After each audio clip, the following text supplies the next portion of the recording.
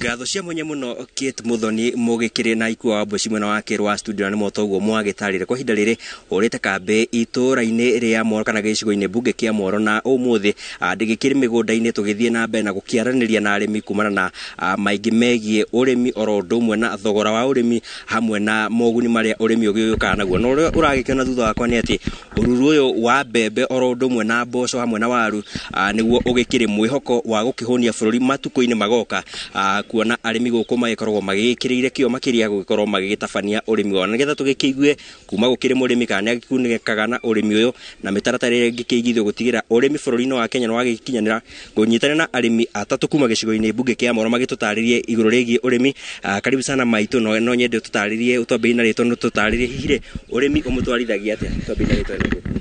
na thank you muno ritwa njitagwo Ani Nyambura wa Muthari na ndi muikari wa Moro na nikiuga ati Moro ni kwega ni tondu ni gukuraga irio gutire ng'aragu uguo no ri gwakinya ihoro wa migethere na mienderie tondu tariu ngone waru twahanda waru tugakorwo tuhandite turi ithuothe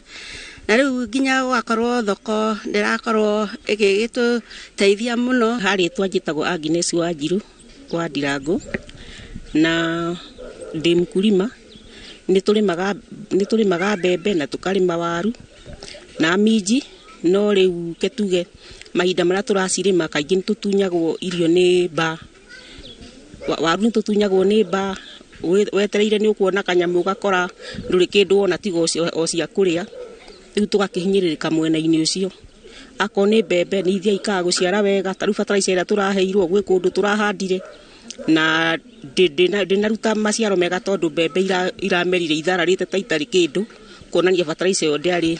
ginyaniru. Ni acio ni arimi maragitariria urimi ni ugikoragwo gikire na gikiguni makiria kuri murimi ende ni agikoragwo agikiunwo guoko kumana na wagi wa mitaratara meiganu ya kuma magetha-ini ma murimi oro ndumwe na thoko-ini magikiandikithia tabarira cia gukiguna murimi na makiria thutha wa ugethi agikorwo igikinyanirio thiini wa gicigo bunge kia Moro. Hau niho ngukorwo ngikuhundura mwaro mwena wa studio utangikorwo na kiuria na handu-ini ha Inoro TV kuma gicagi-ini kia Mutirithia Moro kaunti ya Nakuru. Nie njitagwo Sam Njuguna.